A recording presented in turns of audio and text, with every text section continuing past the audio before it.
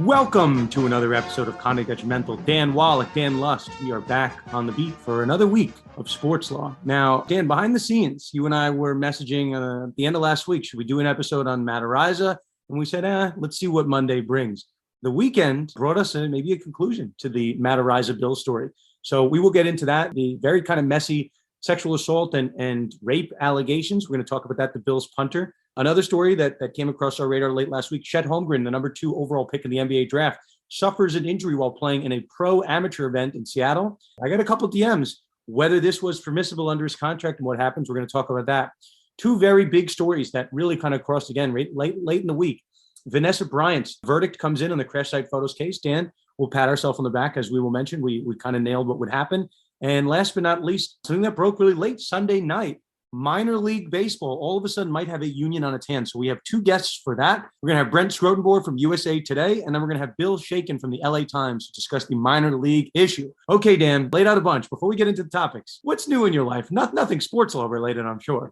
I'm getting knee deep in writing a major analysis on the Florida sports betting controversy, which is now in the midst of an appeal before the DC Circuit Court of Appeals. I know I've been on shows and we talked about it last week on Conduct Detrimental, but I found a new angle, a new way of approaching how to break down this appeal. And I think people are going to be really interested and going to latch onto this analysis I do. That's what I've been working on. And I think I'll release it whenever it's ready, hopefully around Labor Day. It will give us something to talk about, at least on that controversy. It's a big case. It's the 3rd largest market in the United States. So I'm excited about finally finishing this and moving on to the next big story. Well, Dan, this past weekend, I was getting very excited for game 1 of the college football season, happened to involve my adopted Nebraska Cornhuskers. Dan, talking about sports betting, I've wagered a lot of money on Nebraska on the money line. I wagered a lot of money on Nebraska in a lot of parlays. Those parlays, Dan, were all successful, except for one game, Nebraska losing as a 12.5-point favorite, lost to Northwestern, and my heart was torn out. And Dan, my sports betting season is not going off to a good start. Well, I haven't bet since 1979. I'm much better at analyzing the legal underpinnings to it than I am actually betting on the game. So I know my strengths and weaknesses. That's a good place to put it. Okay, so Dan, let's get rolling into a busy week of sports law. I thought last week was busy. Dan, we had about 6 topics last week, and all of a sudden we have another 4 big ones on our plate this week. The big one in football, Dan, and I was very anxious to talk to you about it. Matt Araiza, the Bills punter. That is the guy, the artist formerly known as the Punt God. He's not going to be doing any punting anytime soon. I'll lay out the facts pretty briefly, and Dan, I want to kind of get into the personal conduct policy with you. Matt Araiza, during last year's football season, allegations that he was involved in, sometimes I try to beat around the bush. This is a gang rape incident, allegation, whatever you want to call it. I don't like to get into all these messy details, but for purpose of this story, they are very important. This is an individual who's alleged to be a high school student who, is saying that Matt Araiza, whatever way you want to buy it, is either propositioned or engaged in oral sex and or normal sex under California law, where this incident occurred in California. There were obviously very apparent issues of statutory rape concerns when you have any type of incidents with someone who's under the age of consent. This incident was allegedly reported, was known, again, allegedly within the football organization, within the San Diego State University. No criminal charges were pressed, at least at any point, even up until today. Why I find this part interesting, the part I will tell you, it looks like the report is that San Diego law enforcement called Matt Araiza in kind of these context calls to try to see what he would admit to. And at least according to the LA Times, who had this report initially, Araiza admitted, not just saying he doesn't know the girl, he admitted allegedly to having some type of interaction with her, incident with her, and then later recanted it on that same phone call. So listen, my mind was percolating as to what we were going to talk about. Fast forward, Dan, there was questions what the Bills knew. There were some reports that the Bills knew about this incident in July. They drafted him potentially, back in April, not knowing about it. We're not knowing about it. Sure, whatever. We're not sure about that. But Matt Araiza won the punting job. That was an in-camp battle, won the job over a guy named Matt Hawk. And then really within 48 hours of Araiza getting the job, winning the job, this lawsuit was dropped. There were certainly some conversations of back and forth settlement and whatnot. But the Bills, by all accounts, seem to have given Matt Araiza this job, knowing that this lawsuit was very much a possibility. So, Dan, the last update in this, Matt Araiza has since been released by the Buffalo Bills. So maybe at some point this will make the conversation moot. But that's it. The whirlwind Matt Araiza story, it kind of came and went. And I'll give you the floor to kind of give your analysis here. It kind of exposes a problem in that the shortcomings of the personal conduct policy don't reach back to an athlete's senior season or pre-draft season playing college football And it places the onus on the individual NFL teams to each do their due diligence and do their background investigation. It really creates an unlevel playing field, and it leaves the NFL powerless to be able to discipline a player that's not yet a member of the National Football League. I think there's one way that this can be alleviated in the future. I mean, when you or I, if we want to apply to become, an attorney, if you want to apply for a government position, you have to fill out all these disclosure forms, right? So maybe what the National Football League should do is have prospective draftees as part of their declaration of eligibility to enter the draft. Maybe they need to fill out some disclosures as to whether they've been sued, whether they've been involved in any incidents where the police, investigated. Maybe the onus should be placed on the player, to sort of disclose all these, to the extent that there are any incidents, so that if you lie about it or fail to disclose, then that could be a ground for disciplining the player. Great point. For not complying with the policy, because, how are individual teams ever going to hear about a case that hasn't been publicized, that hasn't led to criminal charges? You're going to do public records requests in every law enforcement entity in the state of California, wherever a player may live. I think at some point, maybe the onus should be shifted onto the player to disclose whether there have been any allegations made against him. And maybe that's something that could be the subject of collective bargaining. But I think prospective draftees, it shouldn't be too onerous to advise prospective NFL employers in the league whether you've been accused of any misconduct within the last 3 years, 5 years, or what have you. I think it's an easy fix, because without that, the teams are in an information vacuum and have absolutely no idea, and the league can't do anything about it. Yeah, this is, again, I think you laid it out perfectly, right? When you're trying to buy a house, right? The seller has to warrant what they know, what they don't know. You have to ask them the questions. And I'm sure the question, right, was probably asked at some point of some team of Araiza. And my understanding is that he would have been drafted early, right? The guy won the punter of the year award in college football. This is a guy, if you watch him, the Bills drafted him in the 5th round, and people who follow me online, they know I'm a Bills fan. I was ecstatic when they drafted Matt Araiza. Obviously, you and I didn't know anything about these allegations. The guy can punt the ball 80 yards, right? He literally can punt the ball the entire length of the football field. You could be pinned at your 1 yard line. He can punt the ball to the other end zone. As interesting as that is, right? And I was speaking to some sports media friends. They all made the joke, which I'm sure you heard as well. Like, oh, is Matt Araiza going to be next to Deshaun Watson? And I said very candidly on Friday, no, he's not. Because a punter, right? It's a luxury. It's not something you need to win football games. You need a good, if not great, quarterback to win football games in the NFL. You do not need a punter. So that's why, I'm not surprised at all that the Bills cut him, right? Because they don't need him. I'm surprised at the timing. If the Bills knew, and there's some back and forth between the defense attorney and the plaintiff's attorney, they were sniping in the media, right? Like, if the Bills knew that this could be anywhere close to the Deshaun Watson saga, Matt Araiza, he could be the best punter in the NFL, even though he's never played a snap in the NFL. He could be, right? Being the best punter in the NFL is like being the equivalent of like the number 40th quarterback in the NFL. It's nowhere near that. Yeah, I don't even know if it's that close. It's an important position, Dan. If it was that important, Matt Araiza would have been, or punters or kickers, they would normally be picked in the first 3 rounds of the draft. They're not. Most of the time they're undrafted. If you just look at the history of the sport, most great kickers and punters go undrafted. So how important can they be? If he was a first round draft choice, what do you think happens? If he was a first round draft choice, it's a different position, defensive end, offensive tackle. If he's Evan Neal, I don't want to name other names, but if he's picked in the first half of the first round of the NFL draft, what happens to him? Let's call like we see it, Dan. We made a joke on the last, I don't want to say joke, we made an observation. Unless you are accused of murder, right? I don't know what would result in you being placed on the exempt list. And then you talk about a guy like Henry Ruggs with the Raiders, right? He's out of football. That's a guy that is, at least in some way, shape, or form, charged with causing the death of another person. I think if he was a first-round pick, I don't think the Bills would have cut bait. I think they would have allowed with you. I don't think they would have.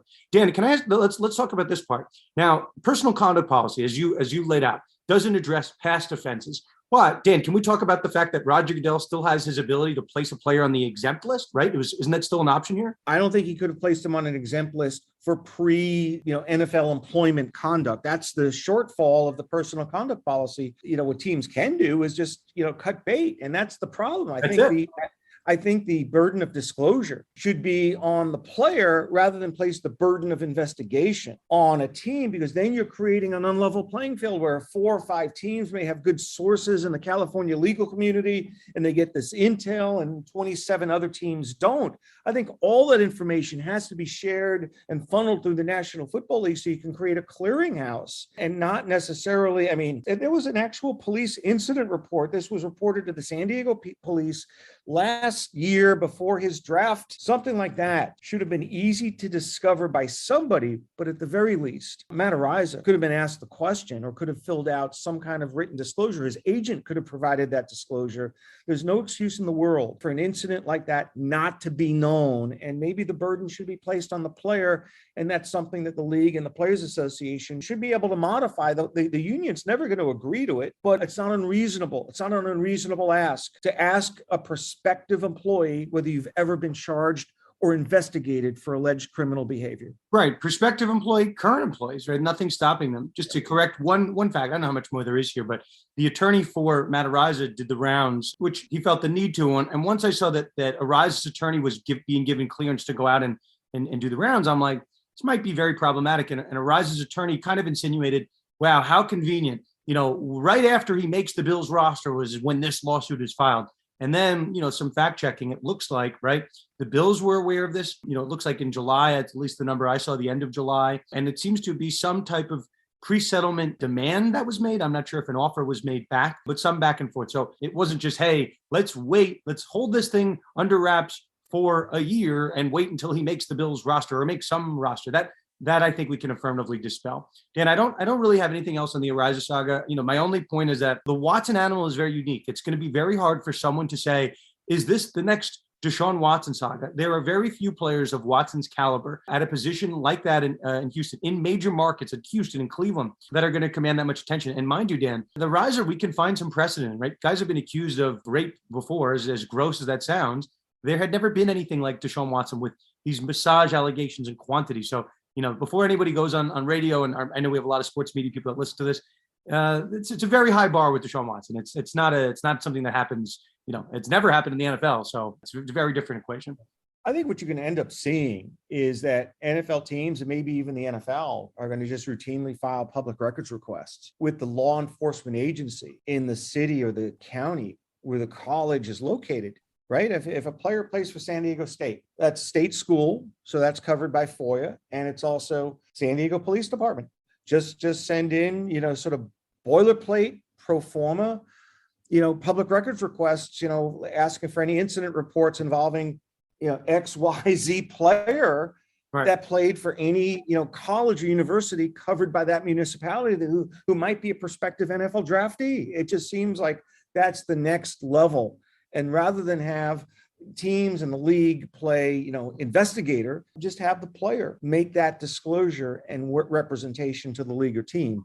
But I think this is where you're going to see, you know, teams doing their due diligence in the future using the legally permissible public records / FOIA request to do their due diligence on every prospective draftee. Dan, I don't have anything else further to add on that one. I think probably a good opportunity now, certainly in a loaded episode. I wanted to make sure we hit this. Dan, Chet Holmgren, number 2 overall pick in the draft, goes to OKC. If people remember that, you know, draft night, Paulo Banchero is the surprise pick at number 1 to the Orlando Magic. And then the question is, you know, what was that going to do to the rest of the draft order after Jabari Smith was originally supposed to go 1? Chet ends up going number 2 to OKC. And there was a brief moment, just again on the sports betting, you know, saga. Oh, Chet Holmgren, who is he, right? And if you haven't seen him, he kind of has a body like Kevin Durant or Sean Bradley, a very tall, lanky body, right? It's not a body that you would think is going to be bruising in the post, but a unique body. And if you're an NBA fan, you'd call Chet something like a unicorn. He has a very odd game. He plays behind the 3-point line. So it's a guy, okay, you could see him, you know, he's got a slight frame, but once upon a time, Kevin Durant had trouble bench pressing anything. So just know, for Chet Holmgren's purposes, he's not this necessarily a pillar of health. He didn't have any real health concerns at Gonzaga, but his frame, enough people looked at him and said, this might not be a guy that holds up. So Dan, Holmgren is playing at the Seattle Pro-Am game that's staged by former NBA guard Jamal Crawford. Guess who was playing in that game, Dan? LeBron James. I watched the clip. It went viral. Really like the first play of the game, LeBron's on a fast break and Holmgren's trying to guard him. whether they got their feet tangled or Holmgren just kind of misstepped, has a really bad injury. It's a lower leg injury, and he's out for the season. So they're being kind of coy on what exactly the injury is. Sam Presti, the GM over there, says it's not a fracture. But it had me thinking, Dan, in the history of sports, we have a lot of injuries and a lot of unavailability that's caused by off-site actions, right? Michael Jordan, famously during the Last Dance documentary, was not allowed to play pickup basketball, and he did, right? We can talk about Madison Bumgarner, former Giants pitcher, now with Diamondbacks, using a fake name to be in the rodeo, or Yoenis Cespedes trying to chase wild pigs, or Jeff Kent, former Giants second baseman. I'm a Giants fan, sensing the theme. I think he hurt himself washing his truck in his driveway. He slipped. All these crazy injuries. But the most obvious way you can injure yourself that's usually not permissible under a contract is playing a pickup sport, playing pickup football, basketball, baseball. So Dan, I'll give it to you, right? I mean, it's an interesting question. Could the contract be voided? I mean, it's an interesting question. It will not be voided, nor should it be voided. And here are the reasons why. First of all, Chet Holmgren is going to be the face of the franchise. This is an entry-level, contract. And Oklahoma City is going to want to maintain a good relationship with the player. And even if he was a max player, probably wouldn't cancel the contract under those circumstances either. But as the future face of the franchise, they're going to want to keep him happy, because 4, 5, 6 years from now, he's going to become a free agent. He's going to remember how he may not have been treated so well at the front end. More importantly, this is an NBA sanctioned event. I mean, I grew up in a time where I used to go to Harlem. I used to watch summer basketball in Harlem. You had the Rucker tournament, and you had the West 4th Street basketball courts where Kareem Abdul-Jabbar made his bones in the day. I used to watch Chris Mullin play pro-am, summer league basketball in gymnasiums in the Bronx. Players during the offseason, they like to play summer pickup basketball. These are some of these are sanctioned events that have the approval of the NBA, but it's a way that they can work on their game, test their moves. And I think it's usually done with the blessing of their teams, unless there's a provision in the contract that restricts the player from playing in certain or so many games. But I mean, basketball lends itself to, summer league basketball. This is not like, skydiving or playing some inherently or engaging in some inherently dangerous activity, like, riding a motorcycle. NBA players have historically and traditionally played summer league basketball. Who can forget the capacity crowds that used to watch Dr. J at the Rucker tournament when Kevin Durant made his appearance at Rucker about 10 years ago and played a historically, magnificent game. That's something that players have traditionally done. And since this one was played under the auspices of NBA sanction, there's never going to be an issue. I think to the contrary, maybe Chet Holmgren could have a viable legal claim against the arena for having a slippery floor and could sue for negligence. But in terms of vitiating his contract or holding Holmgren liable for engaging in irresponsible activity, I don't think those circumstances apply here. And I hope summer league basketball never goes by the wayside. It's such an important way to observe the game up close. You can see these players like basically from behind a fence or from watching from the bleachers. It's such an important part of the culture and history of the NBA that I think all the circumstances line up on his side. So I'm going to disagree with you, but I'm going to just briefly, I'm going to give a quote from Presti, the GM with the Thunder. Quote, players are going to play in these pro-ams because the NBA is saying that they are okay to play in. The other thing is guys are playing all over the place, all the time, everywhere. If you have players that love to play, they are going to play basketball. Every time you step on a court, something like this could happen. It could happen in game. It could happen in practice. It could happen in scrimmage. Now, Dan, it's funny that the players that you pointed out, Dr. J, Kevin Durant, Chet Holmgren, I can tell you from experience, and I can't say it on the podcast, but you could Google to figure out what case I'm talking about. In certain sports circles, if you are not a player with an A-level name, right? These contracts, if you play football, pick up football, right? Or pick up baseball, and it's not directly affiliated with the team, right? I'm not sure the contract with respect to an NBA sanctioned event, maybe that's a little bit different, but these contracts, right? I look no further than the baseball examples I brought up. They are voidable. You don't have to cancel the contract. And certainly you never would with Chet Holmgren. That doesn't make any sense. It doesn't make sense with the Madison Bumgarner or of a high level guy. But there have been, and there will continue to be, guys that are at the end of the bench that do something like this and get hurt, and we'll never hear from them again. And they don't have a big enough name where it'll matter. That's why at these pro-am events, it's very funny. You'll see these really big names playing in the events, and you're like, how are there other amateurs? So it's like kind of like the pros and the Joes. And I had this thought, like recently, before I kind of put two and two together, how are there amateurs in the event? Maybe you should just have like all the pros, right? Just kind of have a fantasy draft. But those lower level guys on the bench would never be caught playing in these games because they'd be fearful for their status. It just, they would if you got a guaranteed contract, if you got a 3-year or 2-year contract, if you're a bench player who's playing under a mid-level exception and you have like a couple of years left on your contract, I suppose you can play. But the prudent thing to do if you're the player is to let your employer know about it and have your agent engage in dialogue and in communication. The team should never be sandbagged that you're even appearing in an event that they didn't know about. If they didn't like you though, Dan, I can almost guarantee you, if a team didn't like you, they were annoyed by your contract, if you were an overpriced player, the team would dump you and they would look for every way to get out. As long as they thought that the PR wasn't outweighed by, the harm that could come to the team. That's how these contracts are written. So we don't know. That's what we're kind of talking in hypotheticals here, because we don't know what Holmgren's contract says. We don't know the actual relationship with the Seattle Pro-Am and the NBA. But, that's a fair hypothetical. It might appear on a law school essay exam at some point. You know what the classic case is? Remember Aaron Boone? Oh, Aaron Boone, right? He was a Yankee third baseman.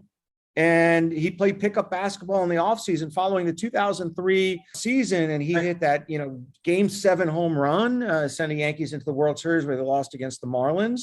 But he played pickup basketball, destroyed his knee, and that opened the door for the Yankees to cancel his contract and then go after A-Rod, changing the course of Yankee history. Yeah, a little bit of sports law. Dan, opening the door for the Boston Red Sox to break the curse. Listen, sports law literally changed the course of baseball history. I think that's the point you're making. Yeah. Okay, Dan, let's close the book on this one. Let's talk quickly before we have our next guest on. Dan, a topic that you and I followed very closely is the Vanessa Bryant wrongful death case, and obviously the crash site photos case we talked about last time. We're going to have a guest on. We mentioned it, Brent Schrotenboer over at USA Today. He's a fantastic follow over on Twitter. It's where I see all the stuff. And Dan, you and I were talking offline. He talks about a lot of the stuff that we cover, but he was the only person that I knew that was inside the Vanessa Bryant courtroom. So we have him on to talk about really his assessments of closings, openings, cross-exam. I thought he was a good guest. Dan, any thoughts on the Vanessa case before we move over to our conversation with Brent? Yeah, I mean, everybody, can agree that the conduct that was engaged in by the sheriff's department and fire department was kind of reprehensible. But for me, it's an issue of proportionality. I mean, when you look at $30 million for photos that have been seen by less than 100 people, where this is not necessarily part of a pattern or practice that the county sheriff's department and fire department have engaged in previously. I think we're really talking about interesting issues of first impression and also interesting issues for purposes of an appeal. And our discussion with Brent will focus a little bit, or not a little bit, a lot of it, on the next stages of this legal battle between Vanessa Bryant and Los Angeles County, because we're headed to post-trial motion practice as well as a potential appeal before the Ninth Circuit. So I think what we've done effectively with Brent was kind of go through where we see some of the major appellate issues. Last episode, Dan, you and I recorded before the verdict came. I knew from Brent that closings were scheduled for that day. So there was always a chance, the verdict was going to come in. But Dan, I think you and I laid it out. I think we said, how is an LA County jury going to rule against Vanessa Bryant? And we talked about the spoliation. We said that was probably a reason. If Vanessa does win, that would be why. But you did caution that any type of verdict that's an excessive number could be appealable. So I think we certainly pegged that correctly. But yeah, at the end of the day, the headlines coming out, as Brent will explain, I think initially was reported as 16 million for Vanessa. The number actually turned out to be 15 million for Vanessa Bryant and also for Chris Chester, the other family suing. We talked about in the last podcast, which we discussed with Brent, that there was a $1.25 million offer was reached by the other two families. So two families settled for 1.25 each. And then LA County and the fire department, they get dinged for about 30 million for the last two. So I'm not sure if it's a case that could have been settled, but certainly I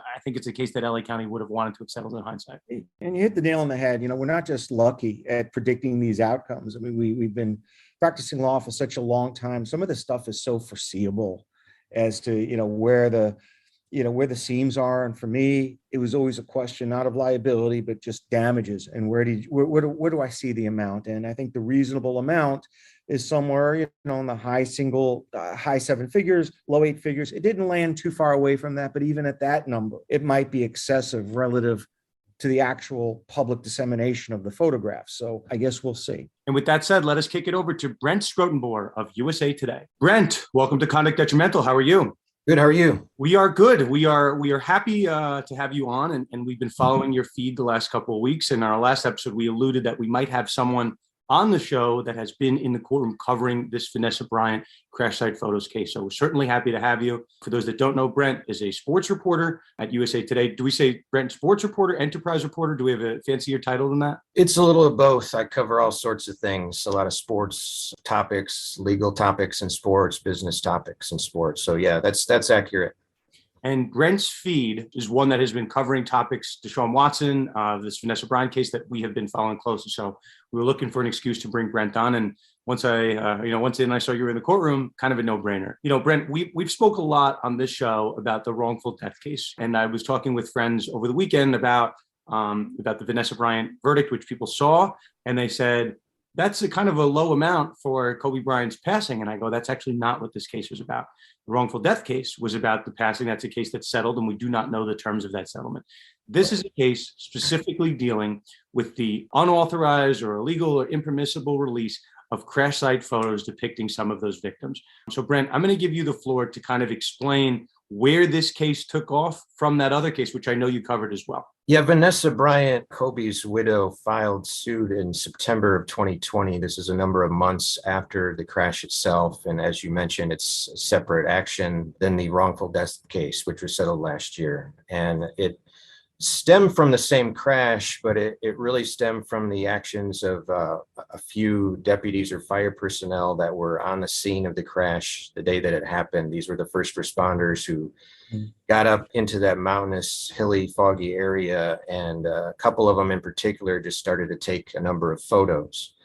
One was a sheriff's deputy by the name of Doug Johnson. Another was a fire captain by the name of Brian Jordan. They took a lot of photos. And then what happened after that, and the reasons why they did that and what they did after that has been disputed, but it's the basis of this lawsuit. And that she said that a number of sheriff's deputies and fire personnel, in effect, improperly took these photos and then shared them with other sheriff and fire personnel for reasons that were no good, no legitimate business reason for taking these photos. They alleged they were taking them for souvenirs, for objects of amusement. A couple of them, we know of a couple cases where they ended up being shared or displayed with members of the public. One was at 2 days after the crash, a sheriff's deputy by the name of Joey Cruz was at a bar in Norwalk, California, at a Mexican restaurant, and showed them to the bartender and maybe to another patron sitting right next to him.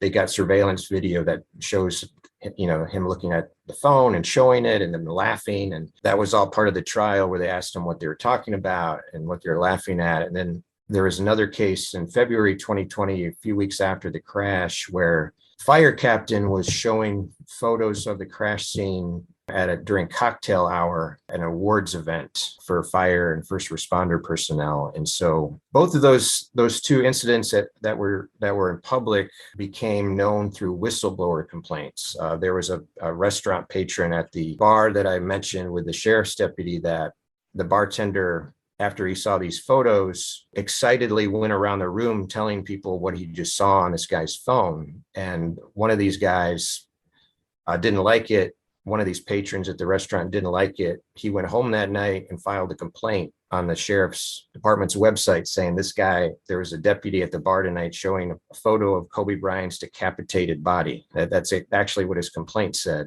And from there, the sheriff got involved, and that's also an issue that's been disputed and was up for debate at the trial. Was the sheriff, soon after that complaint came in, said, everybody, in effect, we don't want these photos to see the light of day. It was basically an order to delete the photos. And so all these photos that were shared internally and with a couple of members of the public were all deleted. So that they were never posted online. They were not posted on the internet that we've ever seen. They were sort of mostly shared internally among county personnel, Los Angeles County personnel. Then it got into an issue of what the definition of public dissemination is. What ended up at trial was a case in federal court where it was basically a claim about 14th Amendment and the so-called right to privacy and the so-called right to control the death images of family members, which was recognized by a case called Marsh versus the County of San Diego. It was a Ninth Circuit case where that recognized this right to control the death images of family members. And so that's what this trial was about. It lasted 2 weeks, just ended last week, Wednesday. There were some state claims that she made in her lawsuit too. The judge bifurcated those out of it and made it just about this constitutional issue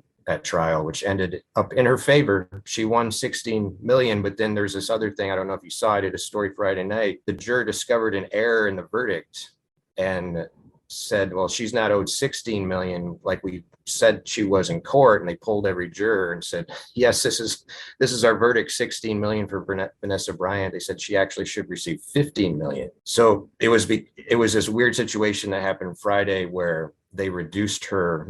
She agreed to it, so it made it a lot less complicated. But she got 15 million from this jury, as did the other plaintiff, Chris Chester, who basically filed the same sort of lawsuit against the County of Los Angeles. So he got 15 million too. He lost his wife and daughter in the same helicopter crash. Okay, Brent. Now, when you raise the Marsh case from the I guess the Ninth Circuit, there are some significant differences between the Marsh case and the Vanessa Bryant case. I mean, there were autopsy photos in the Marsh case that was sent to a newspaper with the intent that they be disseminated on a widespread basis. This seems to be a little bit more of a more circumscribed or narrower level of distribution to just, fire department and sheriff's department personnel. Where does Vanessa Bryant's $31 million, she asked for $75 million, but wasn't her theory here that she doesn't know what could end up happening to these photos, that her theory of damages was based upon the unknown, because once the genie is out of the bottle, you can't control it? Is that where she gets her higher claim for damages? Because it seems like a high number for such a limited distribution. Yeah, that was the jury awarded her. Most of that award from the jury was for future emotional distress. And as you mentioned, the $75 million number that was put up there, that was by the other plaintiff's attorney. The attorney for Chris Chester threw that number up in front of the jury during closing arguments. She, in fact, has been very careful not to ask for a specific amount. I think she's very sensitive about, not being seen as being out for money in this case. She wanted what she said was accountability, however you want to define that. But yeah, most of the jury award was broken down, and I want to say about 2.5 million of her award combined from the sheriff's and the fire department was only 2.5 million. And so the rest of her damages was for future emotional distress. And the theory was, yes, she lived every day in fear that these photos would reemerge someday on the internet, because they can't really account for what happened to every single one of them. There's a lot of talk at the trial about this fire captain who turned in his computer without a hard drive, and that hard drive, nobody knows where it is, and it could still contain the photos, and that there are these mystery people that received the photos from the fire department, and they might still have them. They haven't identified these people yet, and they could still have these photos. So that definitely was a big part of their argument in front of the jury, was that she has to live every day in fear and anxiety, and that emotional distress was what the jury was a big part of what they awarded it for. The appellate lawyer in me can't help but see these issues, looming ahead in terms of post-trial motions and possible appeals. Now, I read the defendant's trial brief, and it kind of lays out the roadmap. The county's, basically their trial brief lays out their theory as to why this isn't a policy in practice. The Manel, municipal liability claim should fail. There wasn't a constitutional violation. Harm is too speculative. What are you hearing about the battles that loom ahead? Because I think Vanessa Bryant, in the aftermath of the jury award, was quick to announce how she was going to donate this money to charity and spend this. But we got a long way to go here. There are going to be some major battles going on motions for new trial, motions for judgment notwithstanding the verdict, something called a remediator, which could be part of a motion for a new trial seeking a reduction of the damages award. And then, of course, appeals in federal court. Can you sort of summarize anything that you've heard about where this battle is likely headed? I definitely think the county has an appeal in mind. Of course, they've been very careful what they say about it. They're going to talk it over with their client, but as they have always said from the beginning, there's an issue that they think the law was not correctly applied in this case, and that would deal with, you mentioned the Marsh case and how that was not like this case. The Marsh case, as you mentioned, was a case where a former prosecutor gave an autopsy photo of a child to the news media. And that's how they define public dissemination in that case. Well, this case, the county has said from the beginning in its defense they say this almost every single time they answer a question about it to the media, and that is that they said this was not public dissemination. According to the Marsh standard, it was internal sharing of these photos and internal display of these photos. And that is not Marsh, they said, and that therefore the law was incorrectly applied is an argument I could see them making. But at the end of the day, one of the jury instructions that the judge decided upon was the jury could decide what public dissemination was. Who is a member of the public was a question that the jury was told to decide on their own. Okay, well, let's look at the how isolated this was, or whether this was part of a pattern of practice. I mean, we're looking at the Marsh case, focusing on whether this is a constitutional violation at all. But then there's the separate issue of whether the county, the sheriff's department and the fire department can be responsible for this if this was just a one-off, something that hadn't happened previously under the U.S. Supreme Court decision known as Monell. To prove a constitutional violation against a municipal entity, you have to show that there's a pattern, practice, or custom of a long-standing nature. And there's a little bit of a dispute, or there was a dispute at the trial as to whether this was a long-standing custom of the county to allow these kinds of photos to be taken. Can you sort of drill down a little bit on how that issue was illuminated during the trial? Yeah, the county repeatedly stressed to the jury in its questioning of witnesses as well that there had never been an incident like this ever in the sheriff's department, which dates to the year 1850. And the fire department, which dates the beginning of the 20th century, likewise had no case like this. So therefore, they say that there's no long standing custom or practice of this happening. Well, what the other side did, the plaintiff side, was they put on the sheriff these videos where the sheriff, after this came to light in around February of 2020, the sheriff talked about how it's common in law enforcement for cops and deputies and CHP officers to have what is called death books, and to have this sort of custom of internal sharing of accident scene photos and homicide and suicide photos. And so that they kept playing these news media interviews of the sheriff saying this has happened since the invention of the Polaroid, where law enforcement takes and shares these gruesome photos. And they sort of really stressed that to the jury. And I think that kept sticking. But that is where the Monell claims that you're mentioning, that's basically how the two sides fought that, is one side stressing the death books and we got to put a stop to this practice, and the other side saying, well, there may have been death books at other places, but there's no evidence of it at the county of Los Angeles. So that definitely was, an important point that kept coming up. The point, Brent, that we had in our last show, and we weren't in the courtroom to know how this was handled, Dan and I were kind of going back and forth about how one would prove this case, how one would prove the fear that photos might come out further down the line. And I remembered a point that seems like it came up in the pretrial conferences. Obviously, these photos, right, that was part of the condition. Come to us, the sheriff's department, the fire department, delete the photos, and there will be no personal ramifications on you other than, I think, something in your employment file. To me, the second I heard that, I go, that screams of spoliation. That screams of one side deleting evidence, whether indirectly or directly, but gaining an advantage in terms of the litigation.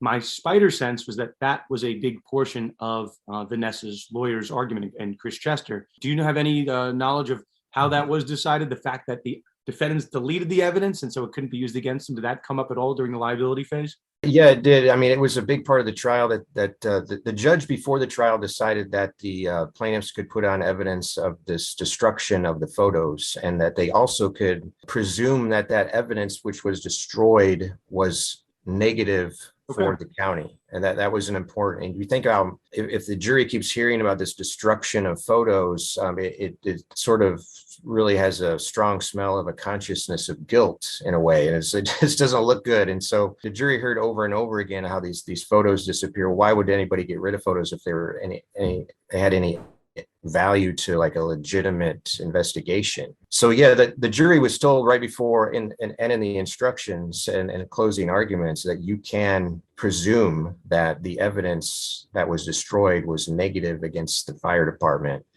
and the sheriff's department. So yeah, that was definitely a big part of the case. It's we call an adverse inference, right? Just because you can't find a body at the end of the day, right? This is a different type of example, but the other side, in let's say if it was a murder case, something like that, you can't be rewarded for destroying evidence, photographs, this and that. That's why the rule exists. Brent, the other question I had in mind, and I know you were following this closely. I think I got this from you once upon a time. The prior plaintiffs, the ones that had settled before this case, my understanding is that they settled for $2.5 million, two families. So you said a number which I wrote down, right? You said that $2.5 million was awarded for, compensatory damages. Is that your understanding from this time around? The county, I think it was last October, reached a settlement with two of the families of the crash victims, the Mauser family and the Altabelli family, and they each got $1.25 million. I don't know the other terms of that deal other than the amount, which was revealed in a county supervisor meeting. But I know the county, of course, wanted to settle with Vanessa for a long time too. And the fact that she didn't, I think, spoke to what she wanted all along in this trial. I really think that what she really wanted in this case is just my personal, perception of her, and especially what happened at trial, was she wanted those deputies to get on the stand in front of her and answer questions in front of her about what they did. I really don't think. I know it's a cliche to say that I'm not interested in the money, but I really think that she wanted a trial all along to have these guys answer for themselves. Right. And I think, at least from what I read on the case, it seems like either the opposing counsel or the judge had to advise Vanessa Bryant's lawyers that having these law enforcement personnel, having them lose their jobs was not something that the jury could actually order. So, Brent, I guess I want to leave this to you as an open-ended thing. I mean, we've asked kind of pointed questions about what happened because we want to inform our audience about what happened at this trial. But is there anything either from openings or closings that really stuck with you, or maybe some form of something on cross-exam that really stuck with you that you think is important to tell? There's so many things. It was a fascinating trial on so many different levels. It was very emotional, there's like an angry undertone to it. And then of course it was sad. One day that really stuck out, I mean, her testimony was very compelling. I thought she really, connected with the jury. She cried throughout it. She was really good and very effective for her case on the witness stand. She testified for almost 3 hours. There was a day before that, though. I remember it was like a Monday after the trial started on a Wednesday, where these deputies got on the stand one after the other. They at one point they were named. Some of them were named defendants in the case, but there weren't, for the purposes of this federal trial, there were not any named individual defendants. But like this deputy Joey Cruz gets on the stand, and right in front of her, the guy who shared the photos at the bar at the Mexican restaurant just completely had conflicting testimony from what he said in his deposition and in a previous internal investigation. It was just this other fire captain who took photos of the scene and shared them with people. He got off the witness stand. He stepped off the witness stand 3 different times in distress, saying he couldn't answer the questions, or he's having flashbacks, PTSD flashbacks from what he saw. And it just sort of smacked of him being uncomfortable in front of Vanessa Bryant. And all these guys just were not very good that day on the witness stand. And it just sort of crystallized for me, like, I think this is what she wanted. She wanted these guys to squirm on the witness stand. She's not interested in money. She wanted to hear them answer for themselves. And I think she got what she wanted in that regard. But that's just a day of testimony that stood out for me. And the whole thing was really interesting on many levels, just the testimony, but also this theory, what they ended up with is sharing these photos with like a couple people outside the county, does that amount to public dissemination? And what they arrived at was the judge said, well, we're going to have the jury decide what is public dissemination and who is a member of the public. Is a member of the public a sheriff's deputy? Doesn't matter if they have a badge or not to be a member of the public. And that was another discussion at the trial. But it's hard to give you one answer about what sticks with me about this trial. There's so many different things about it. I just have one other thing, at least from my vantage point. The one point that we should discuss, this case, it's been in at least my consciousness for over 2 years since it happened. The lawsuit was filed very quickly. I remember it was filed on I think it was 2/24. It was the the day for Gianna's number and Kobe's number, if memory serves. But I think, Dan, you and I had a conversation once upon a time that you didn't need to file the lawsuit that quickly. There was no statute of limitations that was running within 60 days or whatever it was. So to me, it seemed like a case that was never about money. This was the wrongful death case. In this case, right. I've always got that impression. The final chapter of this case, Vanessa Bryant, the reports are that she's donating the money that she received from this case to the Mamba and Mambacita Foundation. So I think, Brent, to your inclination and mine, the money is being donated. So we can talk about how much money Kobe was worth at the time of his passing. Forbes, I think, reported it as $600 million. But it's not a case where Vanessa needed necessarily that money. Obviously, with additional streams of revenue still coming in, we could talk about shoe deals and apparel deals and whatnot. But I think we can, affirmatively say between the three of us here, the evidence shows that this was not a case about money. I think that's the conclusion that you reached and that we had as this thing started. Dan, do you have any other questions? Sure. One of the really interesting, undertones of this is that these are public agencies. The damages are going to be coming out of the budget for law enforcement. The public is essentially paying the damages. So you have this weird, I guess, not dichotomy, but this interesting backdrop of the public determining the damages that should be paid by the public, not by a private corporation. So I just want to get a sense of how you sense the jury was reacting to both sides' presentations of the case. Obviously, this was a plaintiff's verdict, but were there any tells from the jury during the course of the trial that led you to believe they're going to win this and get a lot of money? At what point did you think the case was won? Probably when Vanessa got on the stand and wept openly and described her pain and talked about living in fear of these photos reemerging at any minute. I mean, I think that it was hard for the jury at that point to say, we have to deny this widow when she's suffering so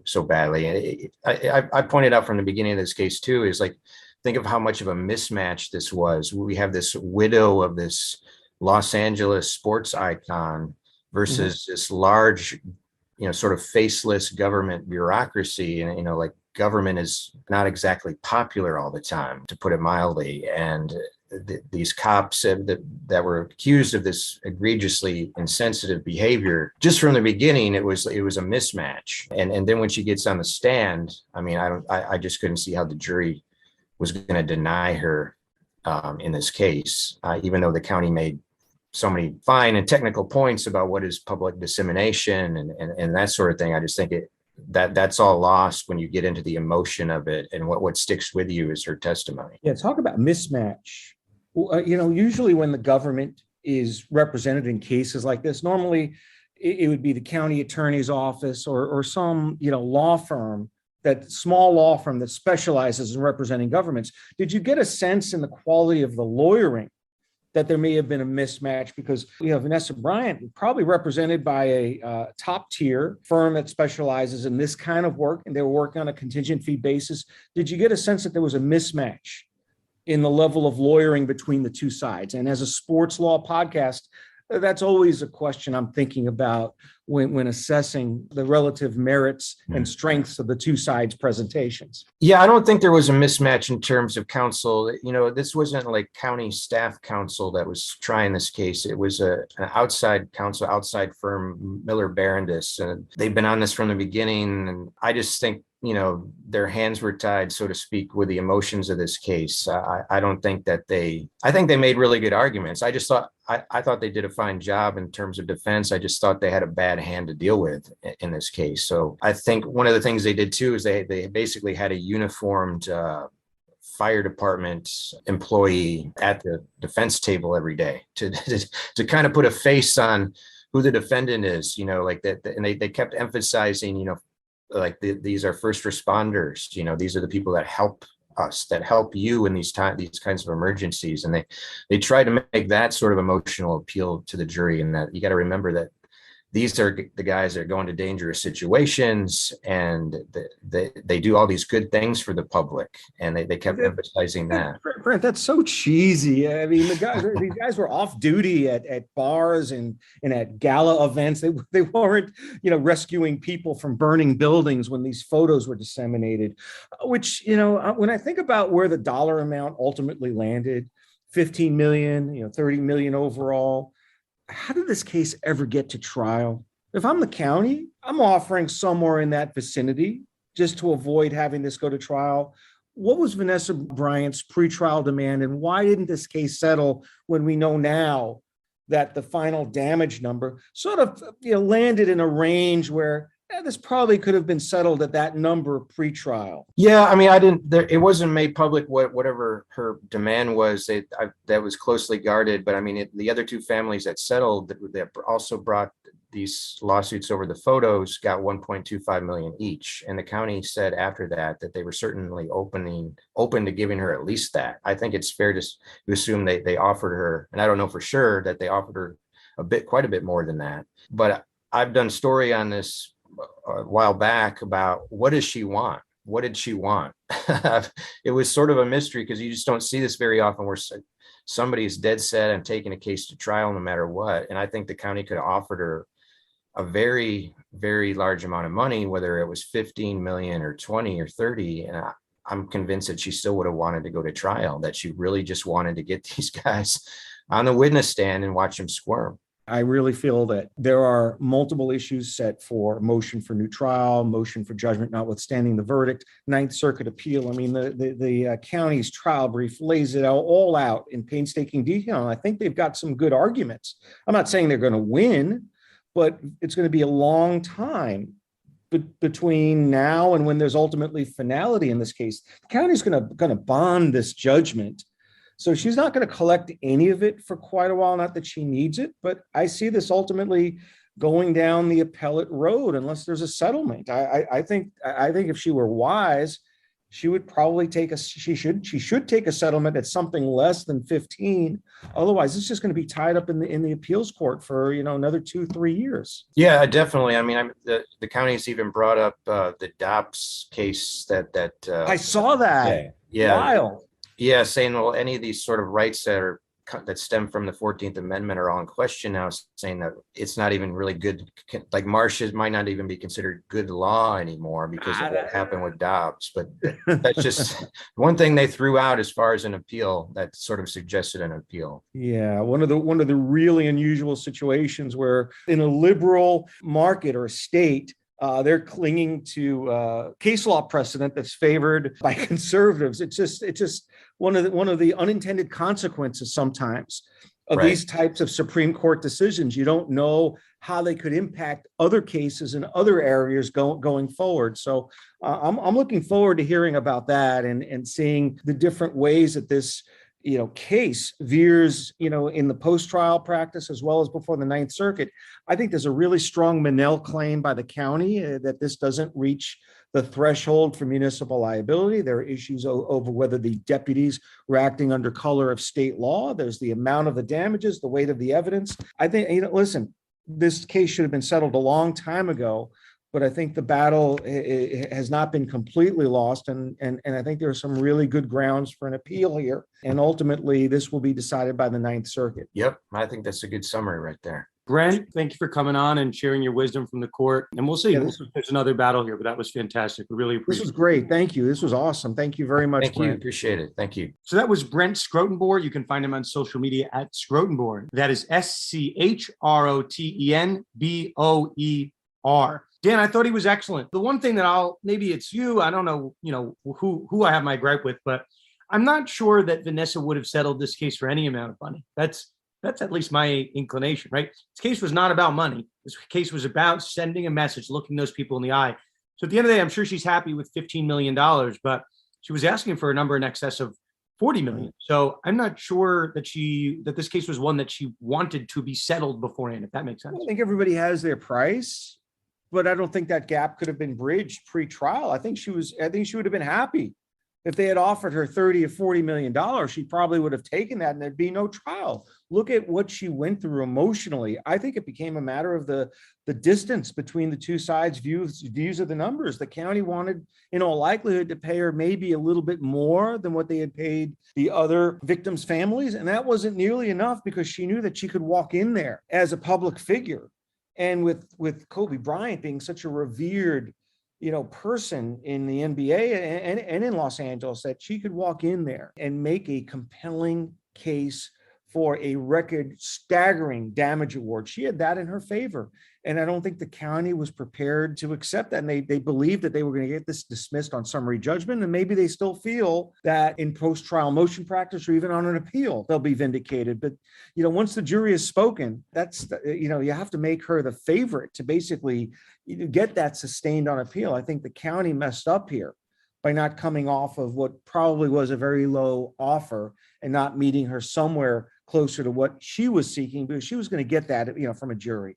There's no question that this was such a nearly preordained result once the judge allowed these claims to go to trial. Yeah, and I don't know if we would have known the number. And Dan, to the point that you raised in our conversation with Brent and in our last episode, I'm not sure if that 15 million, what it was based in. And Brent didn't provide it, which I'm not sure, he would have all the details, right? But, I don't know how that was calculated. That seems to be a number. Just like, if somebody asked you to put a price on like emotional pain and suffering, it's not usually quantifiable. It's just not, right? You're going to have to look the jury in the eye and you're going to have to figure that out. I don't know. We don't know the arguments that got the jury to 15 million, but that's going to be the question on appeal. Dan, as the appellate lawyer between the two of us, listen, you usually write with these things. We don't always nail the sports betting picks. We usually nail the law. Do you think this is number 15 million that's going to hold up on appeal? I'm glad you asked that question. I don't think it will. I don't know if it's not held up on appeal or whether as a part of a motion for new trial, the judge reduces the damage award is almost like a remittiture. In state court, you file these motions for remittiture to reduce the damages. In federal court, you may have to file it as a motion for new trial, but there's so many issues here. The issue of municipal liability, whether the high bar has been met to show a widespread pattern, practice, or custom. I don't think that bar has been cleared here by Vanessa Bryant. And then the reasonableness of the damages awards.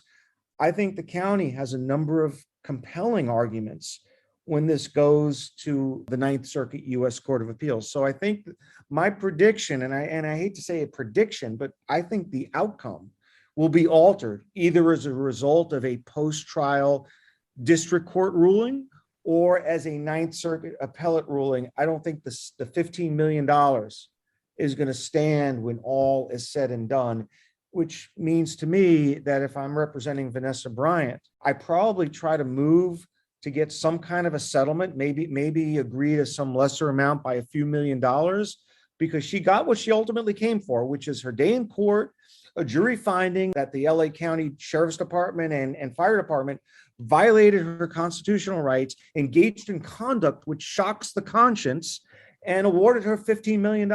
She got all of that vindication in a jury verdict. Now I think her attorneys should focus on sustaining that verdict, either by agreeing to some settlement to forestall or prevent an appeal, or something along those lines. I think they've got to protect this record by agreeing to a settlement in which they agree to give back a little bit of that money.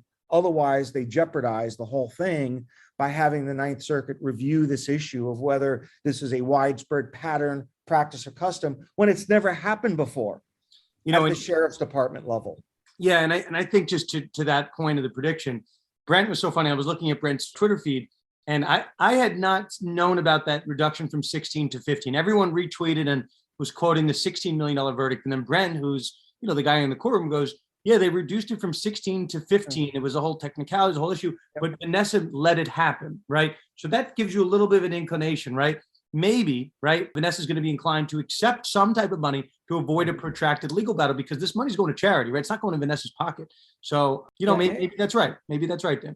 And I think what our listeners need to understand is that when you're prosecuting a claim of municipal liability under Section 1983, this is not imputed liability automatically. This is not vicarious liability, where if the deputies engaged in the tortious conduct, you impute that automatically to the sheriff's department. To find a city, county, or municipal defendant liable for violating constitutional rights under a Section 1983 claim, you have to show something more than just vicarious liability.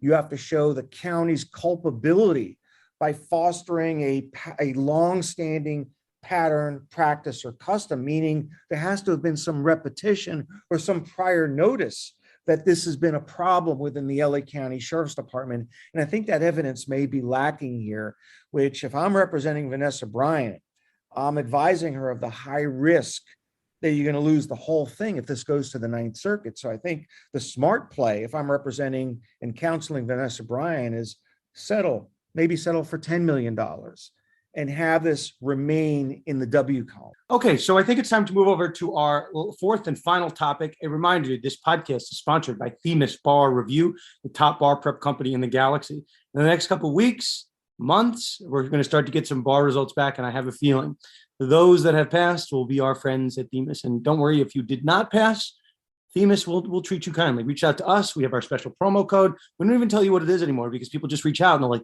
what could you do for me? So you can learn some negotiation powers by us, and we will hook you up with our friends at Themis with a very, very sharp discount code, and they are worth every penny, even if you do not get a discount code. But Themis Bar Review, head to themisbar.com/Conduct Detrimental. Our fourth and final topic, Dan, the breaking news in the eve of the night, that is that the minor leaguers might all of a sudden have a union on their hands. Bill Shaikin, the baseball reporter over at the LA Times, has been a guest with us in the past to talk about Trevor Bauer. He had some very interesting takes on the minor league saga. And so it's certainly tying together a couple of our previous stories. We've had, obviously, Garrett Brocious on the show to talk about the minor league players lawsuit, which has since been settled. We've had Jim Quinn on to talk about the lawsuit that maybe was because of that minor league lawsuit, the fact that 40 teams were contracted from the minor leagues. And now this is the third logical step. As minor leaguers continue to grow power, as minor league teams continue to get retracted, something had to change. And it looks like minor leaguers will start to have a union. So our guest, Bill Shaikin, he's fantastic. Dan, any thoughts before we move over to Bill? No, I think it's just, perfect timing. We had this story break while we were, in the midst of planning this episode. So this is, for Conduct Detrimental, a rare episode where we have two guests in one episode. And I think we're almost burying the league. Vanessa Bryant is such an important story, but the battle over unionizing minor league baseball players is one that's going to, be at the forefront over the course of the next year. This is going to be a major developing story that I think we're scratching the surface of, and we're going to sort of highlight the early stage of what is going to probably be a very protracted and interesting battle over whether the future of minor league baseball is going to be under its own separate union. With that said, let us kick it over to Bill Shaikin. Bill, hey, this is Daniel. Thanks for joining us on Conduct Detrimental. I was taken by your article today about Major League Baseball Players Union wants to represent minor leaguers, and one line really got my attention. And it's, this could have all changed without the intervention of the Players Union. But the prior reforms that Manfred and the owners have made with the minor leagues, to quote your article, largely have been reactive rather than proactive. Can you shed some light on how this all ended up where it ended up today with the union having to get involved? Because so many of these issues were really laid at the feet of the league previously, and it led to the union's involvement. Can you shed some light on what you mean by the reactive rather than proactive comment? Sure. It's sort of a natural thing in baseball and really in any industry to say, we do it this way because we've always done it this way. And if you look on the field in baseball, a lot of things were done one way because they'd always been done that way until analytics came along. And then maybe we shouldn't bunt so much. Maybe we should steal only if we're successful. Maybe we should hit the ball out of the park more. So in this light, Major League Baseball had what it really considered as an apprentice program for the minor leagues. They thought these were seasonal employees that worked to get better at their craft, and if they made it to the major leagues, they could hit it rich.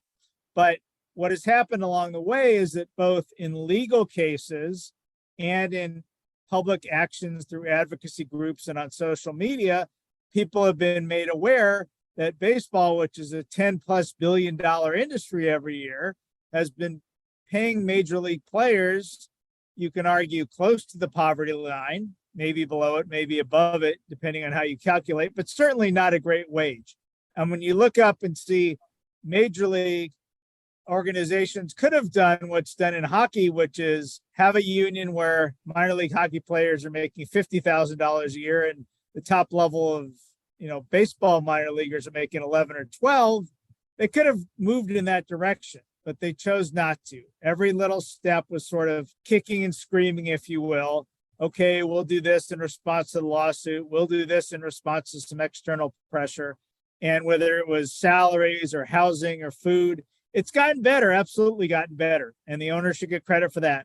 But it hasn't gotten better enough. What struck me was, sort of you laid out the litany of cases, and of course the dingy living quarters, the stingy meals.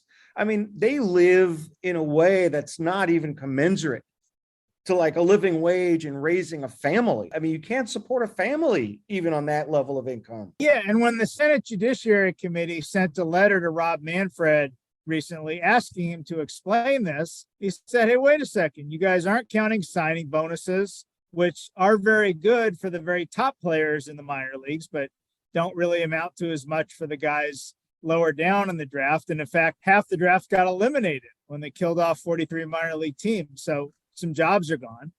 But also, Manfred said, look, most of the guys in the minor leagues, I don't think he wanted to use the word cannon fodder, and he did not, but they're essentially people that are there to provide opponents for the guys who are the real prospects. And he said in a few years, most of them wash out. They're still in their early 20s. They've got their whole life ahead of them.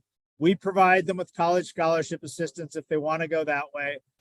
That was the argument. It wasn't like our system is broken and we need to find a way to fix it. And I think the announcement was a reflection of people getting frustrated and realizing, Major League Baseball voluntarily is not going to bring up the standards to the level that the minor league advocacy groups see. And the only way to do that is collective bargaining. We've had the lawyers on our show associated with both of those two cases, the two ones that you were insinuating.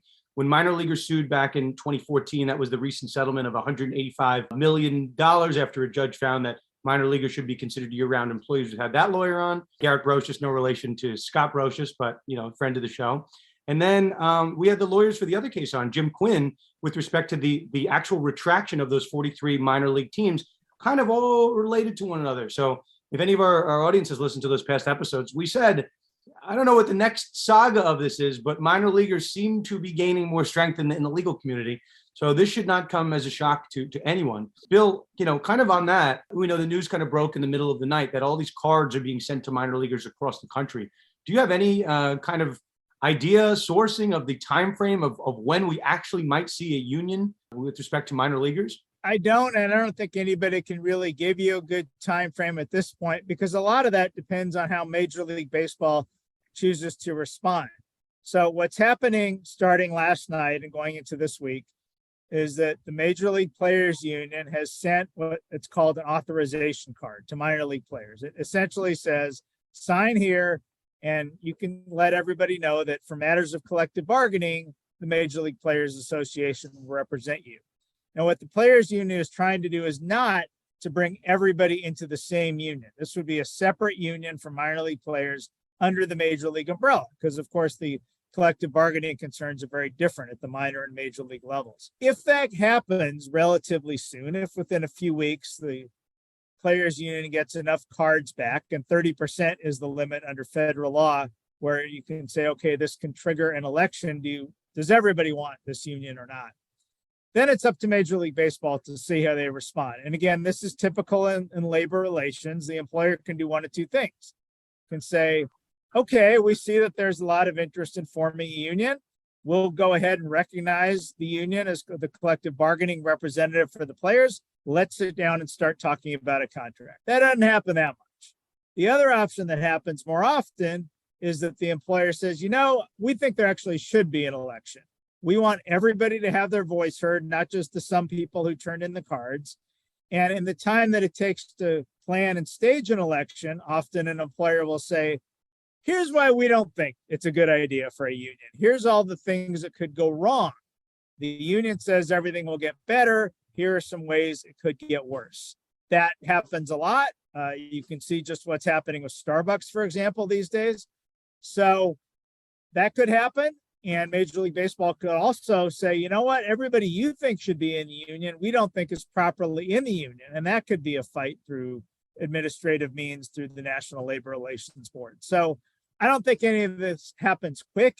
Even if Major League Baseball recognized the Players Association as the bargaining agent for minor leaguers tomorrow, which is not going to happen, it still takes months and sometimes years to negotiate a first contract. So I don't think this is going to help, frankly, the majority of minor league players right now that are playing right now, but I think it will help the guys down the road. Yeah, about the 30% threshold. I think the threshold to move to the vote potentially is that the MLBPA has to secure 30% of those minor leaguers to sign the card.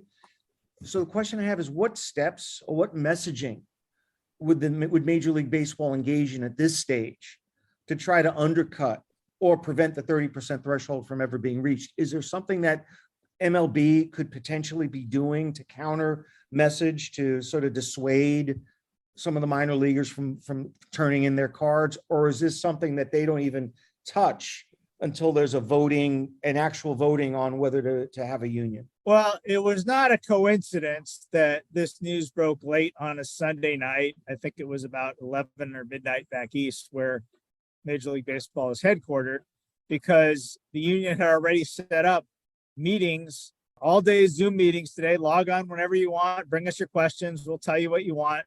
The union has reached out to all the player agents who would still be in business. This doesn't disenfranchise any of the player agents, and to try to get the ball rolling before Major League Baseball could plan any kind of counterattack. We haven't seen a statement from Major League Baseball to this point, so it's anybody's guess how they'll respond. But the standard thing basically is sit back and see what happens, because maybe they don't get enough cards signed at all. But if they do, and you want to fight it, you can have months before an election to fight it. It doesn't happen in a week or two. There's one nugget I took from your article, which, Dan and I are both sports law professors in our own right. Dan maybe knew this. I did not know this. The specifics of hockey, right? We think about baseball as being, maybe at one point it was the number one sport. Now that maybe the two, number three, we'll say it's three. Hockey is either four or beneath that, right? I'm just going to quote from your article, which everyone should check out. It's going to be on our timelines. Quote, the salary for a AAA baseball player starts at about $14,000. The salary for a player at the highest level of hockey's minor leagues starts at about $52,000. The minor leaguers in hockey are unionized, and now the minor leaguers in baseball might be too. That was astonishing. The fact that the minor leaguers in hockey are earning that much more than baseball players. I mean, that seemed, I'm like, is that a misprint? And then I looked it up and I'm like, no, that is accurate. That's wild. That could have tremendous ramifications, just like we saw baseball cut out 43 teams when, they saw this settlement down the pike. I mean, this could, I don't know what how they're going to respond, but that's going to put a huge dent in the amount of just economics of baseball, I would think. Yeah, I asked Rob Manfred about the comparison with the minor league hockey players last month. And he said, look, there are more minor league teams in baseball than there are in hockey, which is true. Right now. Minor league hockey is, and he didn't say it quite this explicitly, but it's more geographically centralized. So you don't have the cross-country travel maybe that you do in minor league baseball. But on the other hand, the numbers are the numbers, right? This is baseball. Everyone looks at statistics. And while, again, Major League Baseball has taken some steps to improve life, improve travel, improve scheduling, and improve salary, 14 versus 52 stands out. It's a number that minor league baseball players, I can tell you, are very aware of. The nonprofit Advocates for Minor Leagues has published these numbers repeatedly over the past year or so. Do I think that minor league baseball players will get $52,000 a year? Probably not.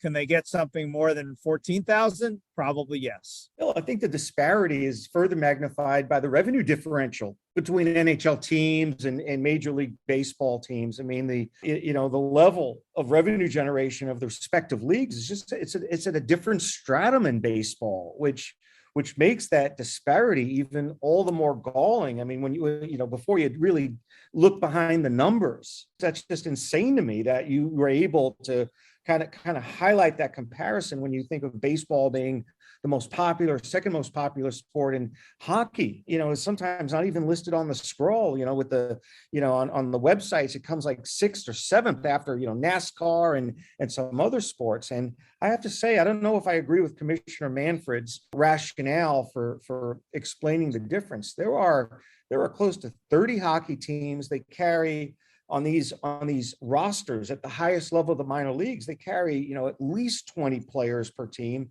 You're looking at, in all likelihood, in excess of 600 minor league hockey players that comprise that average number. I don't think you're talking about thousands in Major League Baseball. So I think it is an apt comparison to make. Yeah, when Manfred wrote back to the U.S. Senate, to the Senate Judiciary Committee, he said, look, we spend $1 billion on minor league operations every season. And he said specifically this season. What do we get in revenue for the minor leagues? $25 million. So we use 10% of our revenue and our return is 0.2%. I could see major league owners who have been very insistent about containing costs on various fronts over the past few years, looking to football and looking to basketball and say, the NFL outsources player development to colleges. The NBA outsources not all of its player development, but almost all of it to colleges. They have the G League, one minor league. Maybe we should be looking in that direction. So I don't know the solutions will be easy, but if the simple question is there money in Major League's budget to pay minor leaguers another 10,000 or 20,000 a year? I think the answer is yes. What's the next step? Now we're in, this news is just broken. There's the sort of the voting process. What can we expect next in terms of, news or any development in this battle? I think first we're all sort of waiting to see where Major League Baseball comes out, what they have to say, if they have anything to say at this point, and they may not.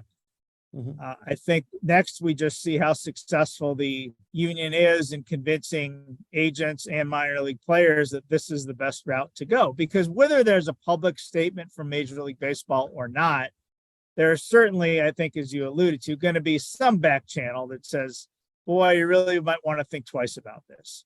I think the most interesting part of what happened today, early this morning, when the public announcement came out, was that there's a nonprofit group called Advocates for Minor Leaguers that has been working on this space for a couple of years, and they've been very successful, especially on social media. It isn't enough just to say, we think minor league players could be treated better. It's very effective to put up pictures on social media of, boy, here's the meal this guy got after a game, and it's a couple turkey slices and a piece of fruit. And here's the situation. Look at the picture you can see here of 5 guys sharing a bedroom. So that's been super effective. What happened this morning was that the people who are the staff members for Advocates for Minor Leaguers said, we are out of here. We have accepted and been offered positions within the Major League Baseball Players Association. So what that tells you, and what I learned this morning was, of course, you don't make a union plan in one night. While everybody's been super quiet about it to keep Major League Baseball from finding out, the advocates and the players union have been working on this for months.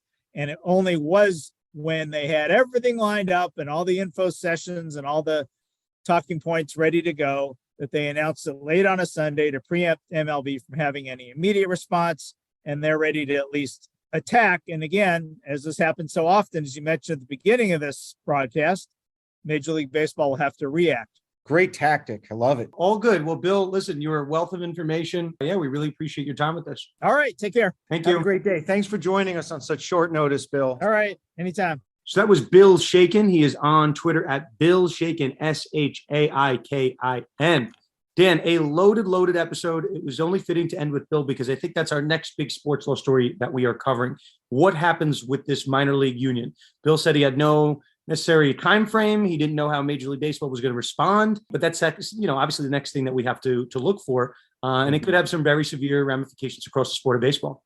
Yeah, I think required reading for anyone in our audience is to read Bill's column today in the Los Angeles Times. It's titled "Major League Baseball Players Union Wants to Represent Minor Leaguers." That's a very generic headline.